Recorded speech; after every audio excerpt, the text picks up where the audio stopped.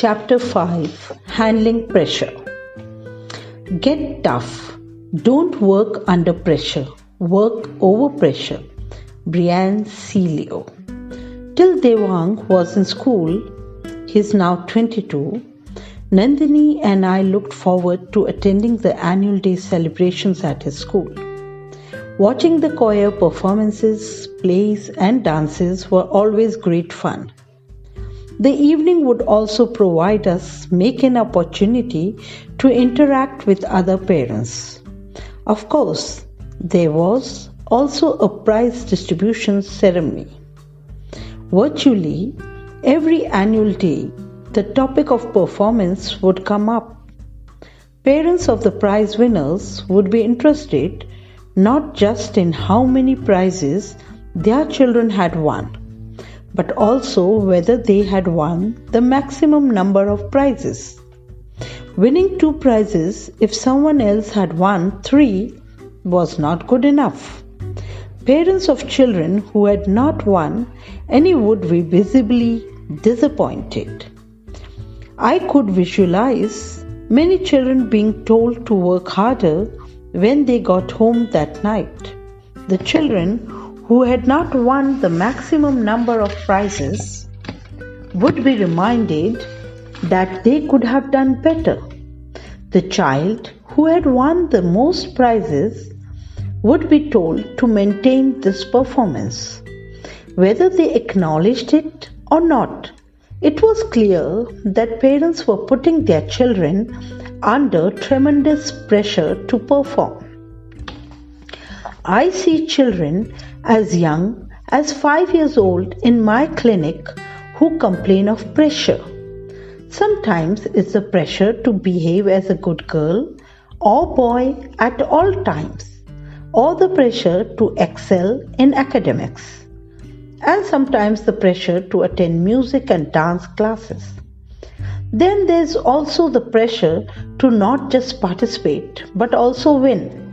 The pressure of meeting their parents' expectations at all times, and in many cases, the pressure to live the dreams of their parents. This pressure can lead to physical symptoms in children. Headache, stomach pain, and difficulty in sleeping are common manifestations. Functional abdominal pain is a common condition in children.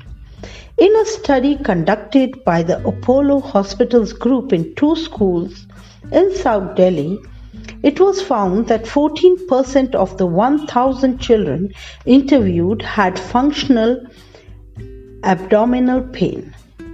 Wadhwa and Sibal, 2007.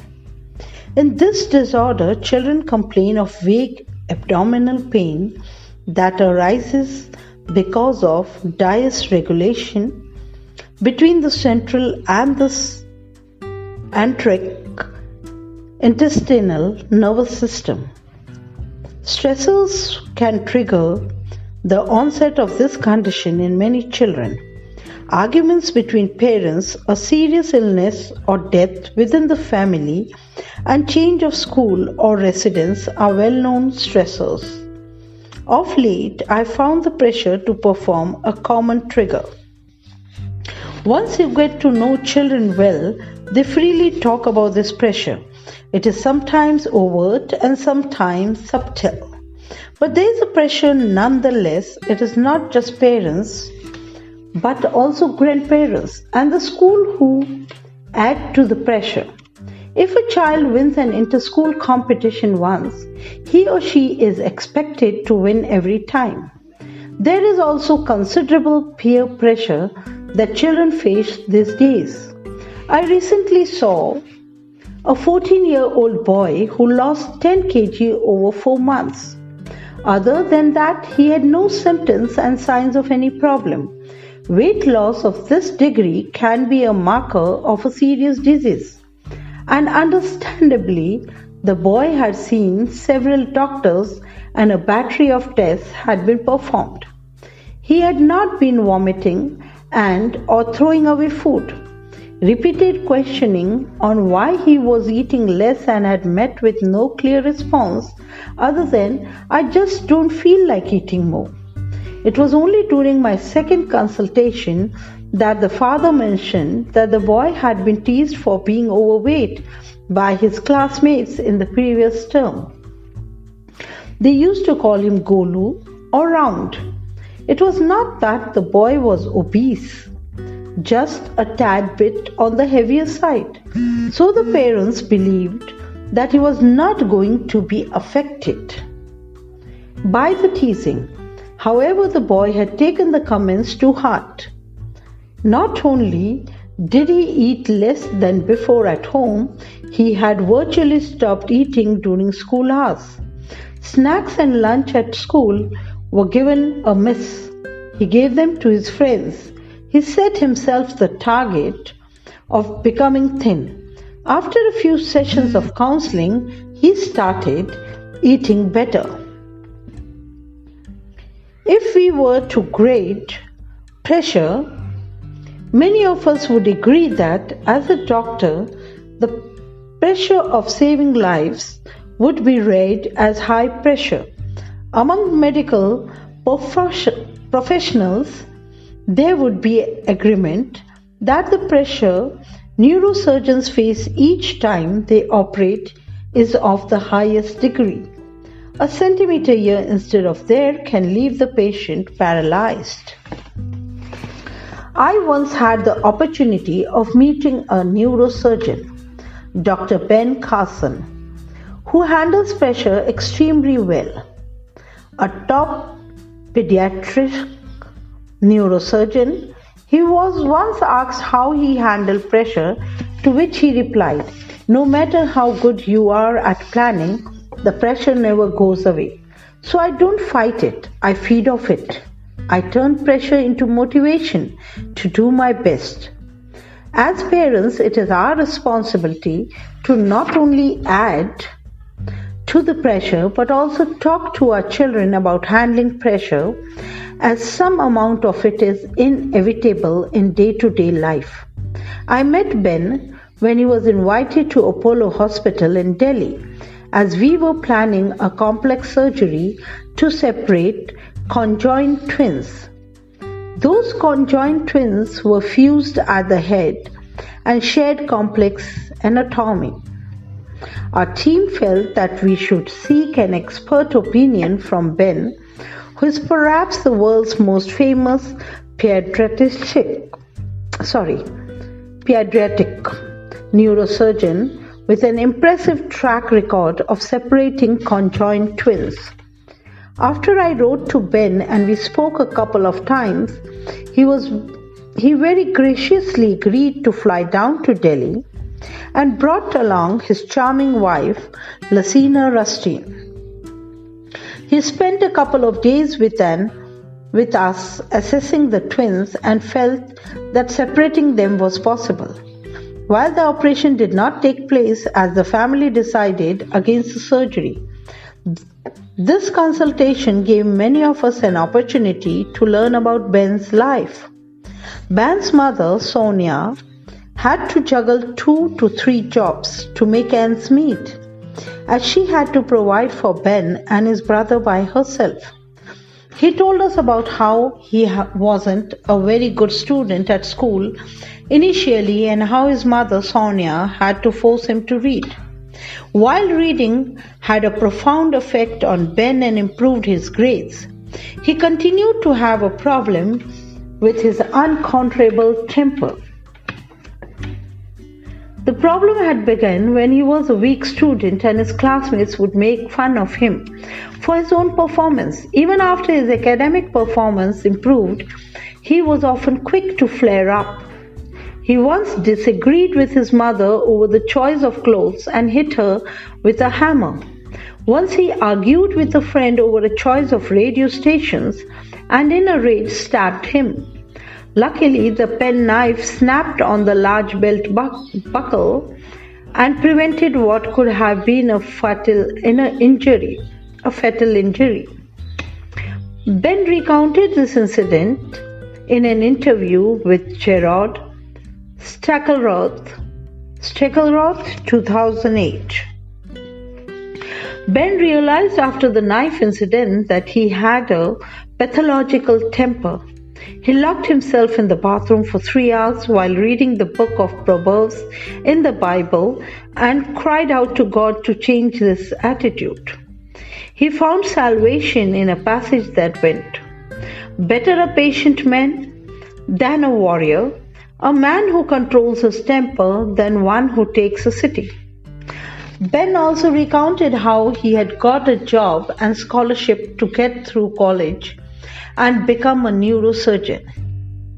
He brought back a technique called a hemispherectomy, where one hemisphere or one half of the brain is completely removed.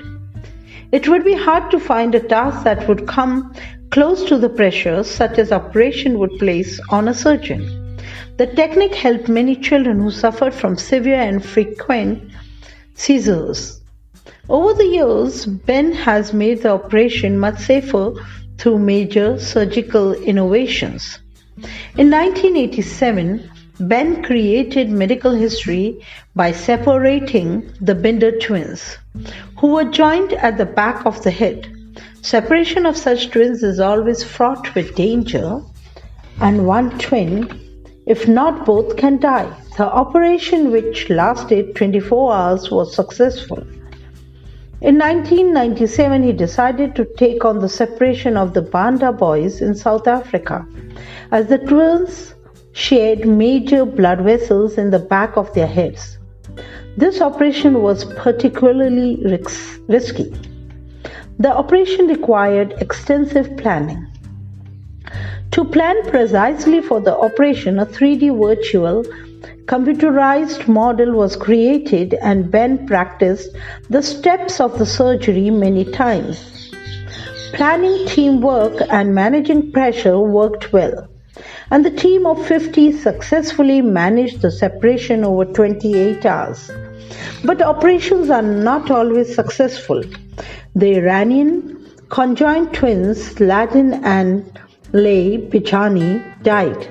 Separation of adult conjoined twins had never been attempted before Ladin and Lay. Ben knew that such an operation would kill or disable permanently either one or both of them. The risks in such cases are much higher, as an adult brain does not have the same ability to reorganize as the brain of a child. Handling the pressure under the glare of the global media required extraordinary faith in his abilities and team. In 2002, Ben had to face tremendous pressure of a different nature. He was diagnosed with prostate cancer, and it appeared that the cancer had spread. Ben was shaken, but he accepted the disease with dignity. It did change his outlook on life. It gave me real perspective. I remember the day after the MRI walking around my property and noticing so many things I had never noticed before. The beauty of the leaves on the trees, the blades of the grass, and the incredible symphonies put on by the birds that I had never listened to before. I think I'm even more empathetic now when people are facing death or when they are facing really horrible things, in terms of having a real sense of how they feel. So I think it is a good thing. Lawton, 2008. Imagine finding positivity in a diagnosis of cancer. Having read about his calm approach to life in general and surgery in particular, I asked Ben if it was true that he didn't get angry. Wouldn't he get angry when things in the operation theatre were not the way he would like them to be, or when things did not go the way they should? Didn't the constant pressure get to him? He said the last time he had gotten angry was when he had nearly knifed his friend. His wife agreed. Ben Carson had not only perfected the art and science of neurosurgery, he has perfected something a lot more difficult: controlling anger and managing pressure. The thing about pressure is how one approaches and deals with it. I particularly like what Sadhu Gyan Muni Das, senior Swamiji of Akshardham Temple, told us at a discourse held at Apollo Hospital, Delhi in 2013. An acting president was visiting the Akshardham Temple and he wanted to know how he could handle the intense pressure of running a nation better. Sadhu Gyan Muni Das replied, "When you carry a pitcher of water on your head, you feel a lot of pressure because you believe you're carrying the load. In contrast, when you go diving, you do not feel the pressure of gallons of water above your head. This is because you do not believe you are carrying the load. So, President, stop thinking that you're carrying the load and the pressure will go away." As parents, what can we do about pressure on our children? Firstly, we should not add to the pressure by focusing only on performance. Secondly, we should avoid the temptation of comparing our children with others. There's enough peer pressure anyway.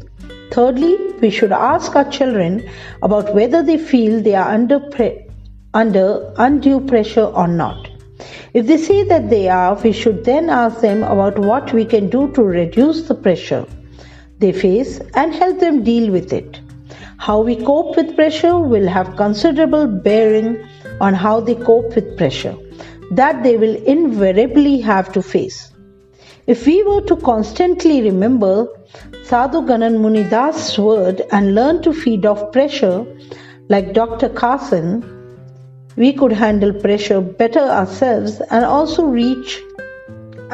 teach our children by example. Courage is grace under pressure. Ernest Hemingway.